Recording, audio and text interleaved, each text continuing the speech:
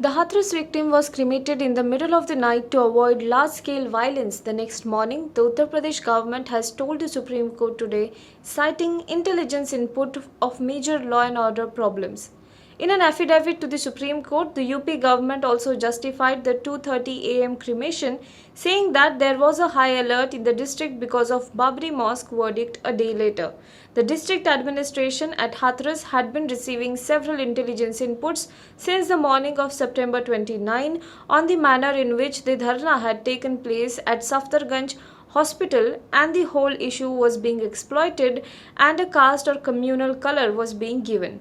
The state said that it had received specific inputs that lakhs of protesters of both communities and castes, along with supporters of political parties and the media, would assemble the next morning at the village, which is likely to turn violent and will lead to major law and order problems.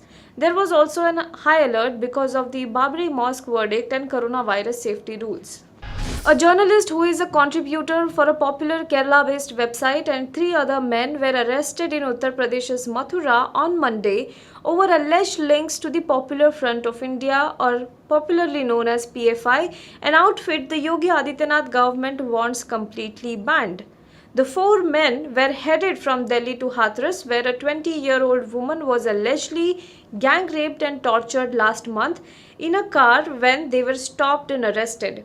According to the police, the four men, Atikur Rahman, Siddiq Kappan, Masood Ahmad and Alam, were all stopped at a toll after they received information that some suspicious people were on their way to Hathras from Delhi. Their mobile phones, a laptop and some literature which could have an impact on peace and law and order in the state have been seized, a statement from the police said.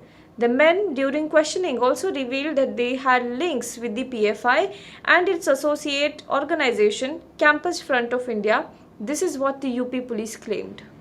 Commenting on the Hathras incident, the UN in India said that it is profoundly saddened and concerned at the continuing cases of sexual violence against women and girls in India. The recent cases of alleged rape and murder in Hathras and Balrampur are another reminder that despite the impressive progress made on a number of social indicators, women and girls from disadvantaged social groups face additional vulnerabilities and are at greater risk of gender-based violence.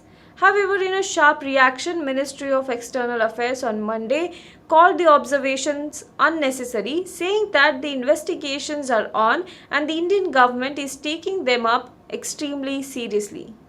The Enforcement Directorate may look at registering a money laundering case related to Hathras incident to see if dubious funds were being pumped in to fuel a caste-based violence.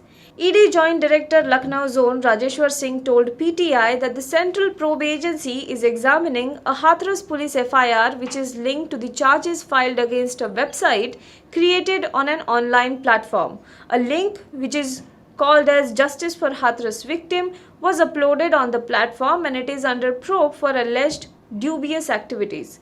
Once an ED case is registered under criminal sections of the PMLA, the agency can make inquiries from foreign regulators and investigative agencies to probe the details of money collected and utilized by the individuals. The agency, the sources said, will also examine the ultimate beneficiaries of the money collected by this web portal, and the service provider, that is telecom company, can be asked to share the IP address or addresses from where the web page was launched.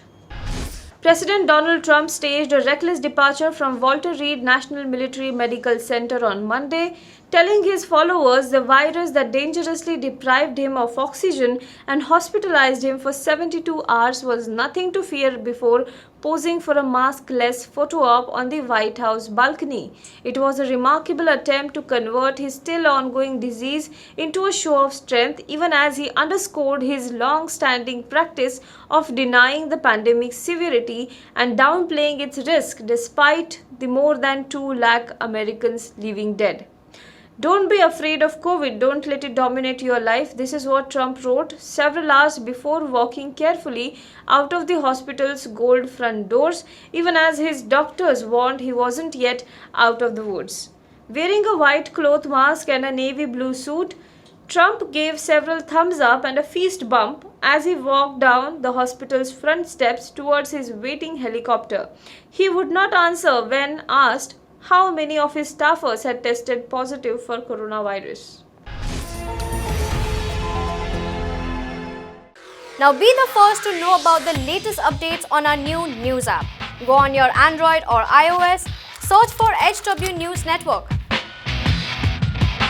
Download our app, choose the language you prefer to get updates in, and be up to date with the latest news.